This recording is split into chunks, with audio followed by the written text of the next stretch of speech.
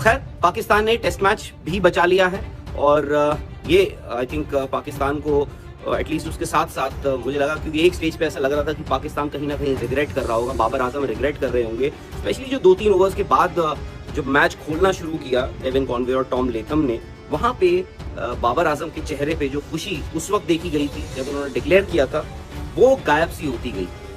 अच्छे आ गए थे उस लिहाज से पाकिस्तान के लिए। मीर रमजान एक ओवर उनका 4-5 रन का ओवर हो गया, वहां से पिछले 2 ओवर अच्छे आ गए, बाकी शुरुआत के 2 ओवर अच्छे न्यूजीलैंड के हिसाब से अच्छे नहीं गए थे जी। बीच में 2 ही ओवर में तो रन ही आए, वहीं पर आप देखिए लग रहा है कि आधे मैच के रन आ गए। बिल्कुल वही चीजें, पूरा पिच में ऐसा कुछ नहीं था कि बहुत दिक्कत होती है, आराम से रन बन जाते, पर वही है कि लाइट जो थी वो साथ थी पाकिस्तान के पास और वहां पर उनको फायदा। कीवीज ने पूरा एफर्ट लगाया भाई जीत निकालने के लिए वहां से और पूरा क्रेडिट उनको ही जाता है। आई थिंक पाकिस्तान जो कर रहा है, सेकंड इनिंग्स में जो कंसर्न था वो दोबारा रिपीट ही करा बाबर से, जो था हमने देखा था कि भाई सेकंड इनिंग्स में जब अंडर प्रेशर होते हैं उस तरीके की परफॉर्मेंसेस नहीं आ रही हैं। लेकिन जैसे कि भैया ने बताया, हमने टाइटल में भी मेंशन कर रखा है, अगर ये कहीं इनके रिजल्ट फेवर में ना आता तो खाली एम्बेरसमेंट वर्ड ना होता, शायद कुछ ज्यादा हार्श होते उनके फैंस भी। 15 ओवर अगर कंप्लीट होते तो शायद न्यूजीलैंड जीत भी जाता, जिस तरीके से उन्होंने खेले रहे 7 ओवर में। आप देखिए एक बात बताऊं, जिसे हम कहते हैं कि जो एक तरीके से लग रहा था कि बाबर, मैंने कहा भाई मैं उस तरीके से क्रिटिसाइज नहीं हुआ, चलो ठीक है टेस्ट मैच को थोड़ा इंटरेस्टिंग कर दिया, बट उनके गेंदबाजों ने और उनकी खुद की बॉडी लैंग्वेज ने बता दिया कि मैंने बेवकूफी कर दी बिल्कुल। और सारे के सारे पाकिस्तान के जितने भी समर्थक हैं, जितने भी मैं देख रहा हूँ कि लोग क्रिकेट से जुड़े हैं, वो भी ये कह रहे भाई किस तरीके की डिक्लेरेशन, बेवकूफी तो उन्होंने कर दी थी भाई, मुझे कोई शिकायत नहीं थी क्योंकि टेस्ट मैच इंटरेस्टिंग बना दिया था और दूसरी उसमें मजा भी लेकर आ गई, बैट्समैन से ओपन कराया, लेथम भी आए मारने लगे, कौन भी कोशिश कर रहे थे, उनसे लगी नहीं, बट टेस्ट मैच को जो है मजेदार न्यूजीलैंड ने भी अपने एंड से बनाया भैया उन्होंने। लेकिन पाकिस्तान आप कम से कम ये तो इंश्योर करता है इंटरेस्टिंग कब बना रहे थे, दूसरी टीम के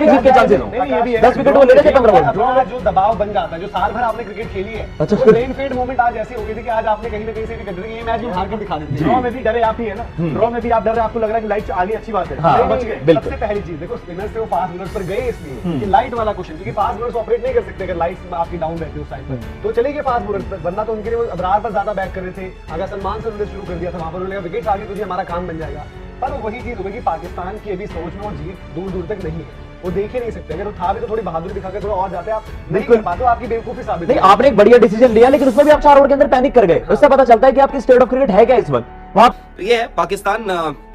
ये भी बोल सकता है कि हमने यार आज एटलीस्ट एक एक्सपेरिमेंट किया, हमने एक ये चीज दिखाई कि हमारी जो अप्रोच है, हमारा जो माइंडसेट है, वो बदलने की कोशिश करी कि एटलीस्ट जो बोलते हैं ना कि अगर आप फियरलेसनेस नहीं दिखाओगे तो कभी कभार क्या होता है, सामने वाला ऑपोजिशन जो है वो थोड़ा सा ऐसा लगता है कि वो आप एक लिबर्टी ले सकता है कि आपको अटैक करने की। तो अब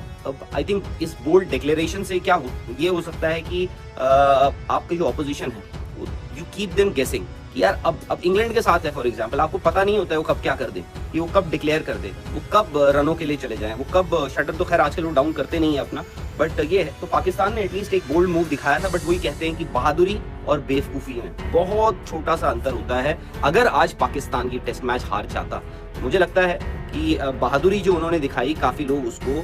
बेवकूफी का नाम भी दे देते। तो ये था, ड्रॉ हो गया और पाकिस्तान कहना पड़ेगा कि बाल बचा पाकिस्तान। हालांकि बैड लाइट को भी थोड़ा क्रेडिट देना पड़ेगा पाकिस्तान को अगर ये मैच ड्रॉ हुआ है, क्योंकि बाबर आजम ने एक वक्त बड़ी बोल्ड डिक्लेरेशन करी, उन्होंने न्यूजीलैंड के सामने रख दिया 138 रन का टारगेट और उस वक्त ओवर कुछ बचे हुए थे 15, यानी करीब 1 घंटे का खेल और 15 ओवर जो पहले हो जाते, पर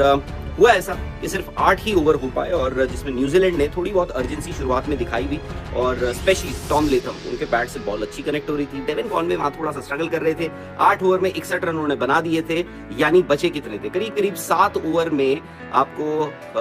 70-72 रन की और जरूरत थी। और मैच जो है अंपायर्स ने देखा कि भाई बैड लाइट के चलते अपनी मैच कंटिन्यू हो नहीं सकता है और वहीं पर मैच जो है वो ड्रॉ कर दिया गया। दोनों कप्तानों ने, दोनों टीमों ने हाथ मिला लिया। तो उसके बाद पाकिस्तान को रिकवरी, फास्ट बॉलर्स जो थे इनके, भाई अगर मैं कह रहा हूँ कि ऐसे मतलब किसी के ऊपर मैं थोप नहीं रहा, बट एक फैक्ट है ये कि ऐसे केस में किसी को हल्का फुल्का निकल भी रहेगा ना कि जिसमें शायद आइडियल कंडीशन में कहीं और पर बंदा खेल लेता है, मना कर देगा, यहाँ पर बोल देगा कि भाई नहीं, ये तो ग्रेवयार्ड है, बिल्कुल कौन आकर अपने लिए यहाँ पर अपने बोल देगा, बिल्कुल थ्रेटनिंग पिचेस है ये, भाई कितने पूरे दिन घुटने दर्द हो जाएंगे। मीर हमजा जो डेब्यू जो आज खेल रहे थे, इनकी बड़ी तारीफ हो रही थी, बहुत अच्छे बॉलर है, विकेट ही नहीं पा रहे यहाँ पे, इन ऑडिशंस को एक्सप्लोइट नहीं कर पा रहे हो। जो जाहिद महमूद आए थे उनके बारे में बड़ी बात हुई, वो भी बिना यार इनके अबरार और वो 70 ओवर के तो कर रहे हैं, वो 140 ओवर कर दिए दोनों ने, बात तो विकेट लेना बनता भी उनके, विकेट्स भी लेकर जाते हैं। उसके बाद ई स्टोरी देखे ना, 36.5 ओवर्स 86 रन पर 6 आउट थे उन्होंने। उधर आप देख रहे हैं अबरार के 67.5 में 205 रन पर 5 आउट है। आई थिंक साइफर तो उनकी इंग्लैंड वाली सीरीज में भी थे उस तरीके से। बट ये है कि आप ऐसी स्थिति में क्यों आना चाहते हो जहां पर आखिरी आधे घंटे में आप रिजल्ट फोर्स कर रहे हो और वहां पर आपके भी हारने के चांसेस हैं, और जिस तरीके की आपकी सोच चल रही है, हाँ, आपके ही ज्यादा हारने के चांसेस। देखो न्यूजीलैंड तो फिर भी हम उतना एसोसिएट नहीं करते टेस्ट क्रिकेट, और लकीली देखिए इनके लाइनअप में फिलिप्स नहीं थे आज, कॉलिन डी ग्रैनहोम पहले जा चुके हैं, वो सारी की सारी चीजें। तो आप ऐसे मजबूर हो रहे हो रिजल्ट फोर्स करने के लिए आखिरी दिन, आखिरी घंटे या आधा घंटा कह लो, जहां पर कुछ और ही करना चाह रहे हो। तो कम से कम आने वाले साल में, आने वाले सीजन में अपनी क्रिकेट को आप थोड़ा सा, WTC साइकिल ये तो गया, आपके पास एक गोल्डन अपॉर्चुनिटी थी, पूरी दुनिया और हम लोग भी, आप लोग भी बात करते हैं यार इंडिया पाकिस्तान फाइनल हो जाएगा, ये हो जाएगा, वो जाएगा। जो आपने टेस्ट क्रिकेट खेली, जो आपने टेस्ट क्रिकेट की तैयारी रखी अपनी, उस लिहाज से तो बिल्कुल नहीं बनता था वो, और आप टोटली आउट ऑफ कंटेंशन पहले ही हो गए थे। बट आने वाले सालों में अपनी क्रिकेट अगर आप चाहते हो, टेस्ट क्रिकेटर्स को जिंदा रखना चाहते हो वहां पर, तो सर्फेसेस ढंग के प्रोड्यूस करो जहां पर आप गेम में उस तरीके से रहोगे। सामने क्रम पाकिस्तान और न्यूजीलैंड का पहला टेस्ट मैच तो ड्रॉ हो चुका है गुज़श्ता रोज, लेकिन बाबर आजम इस वक्त पूरी दुनिया में ट्रेंड कर रहे हैं। अगर आप सोशल मीडिया पर हैं तो आपने गुज़श्ता रोज ही बाबर आजम के बारे में ट्रेंड देखे होंगे। खासकर अगर आप इंडिया का सोशल मीडिया देखते हैं तो बाबर आजम की बहादुरी की काफी तारीफें वहां पर नजर आएंगी आपको। पाकिस्तान के सबसे बड़े क्रिटिक अगर कोई हैं तो वो भारत में बैठे हैं, और चूंकि पाकिस्तान की गुज़श्ता सीरीज कुछ खास नहीं गई, पाकिस्तान ने तीनों मैचेस इंग्लैंड के हाथों हारे हैं, लेकिन उसमें एक बात अहम है कि बाबर आजम की अपनी परफॉर्मेंस कप्तानी को छोड़कर काफी बेहतर रही है। इस मैच में भी बाबर आजम के 161 रन ने पाकिस्तान के इस मैच को ड्रॉ करने में एक खास रोल अदा किया है। लेकिन पाकिस्तान का बॉलिंग अटैक जो इस वक्त इंजरीज की वजह से काफी मुश्किल में है। अगर आप टॉप के 3-4 बॉलर्स देखें तो वो इस वक्त प्लेइंग 11 में शामिल नहीं, जिनमें शाहीन शाह अफरीदी, नसीम शाह और हारिस रऊफ शामिल है। अगर ये तीनों पाकिस्तान के बॉलिंग अटैक में नजर आते तो नतीजा यकीनन काफी मुख्तलिफ दिखाई देता,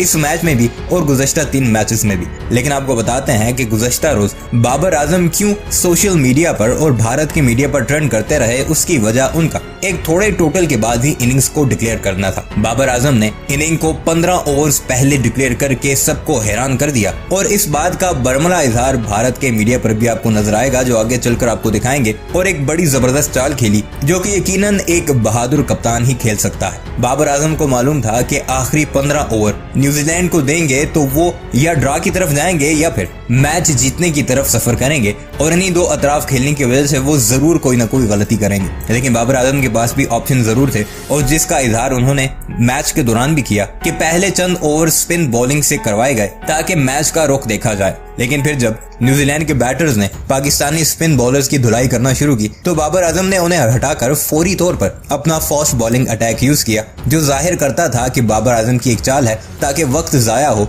और अंधेरा पड़ते ही मैच ड्रॉ की तरफ चला जाए। और बिलाखिर पाकिस्तान और बाबर आजम इस चाल में कामयाब हुए। लेकिन इस बोल्ड मूव की वजह से, जिसका नतीजा पाकिस्तान के खिलाफ भी आ सकता था, दुनिया भर के क्रिकेट शौकीन बाबर आजम को काफी सराहते दिखाई दे रहे हैं।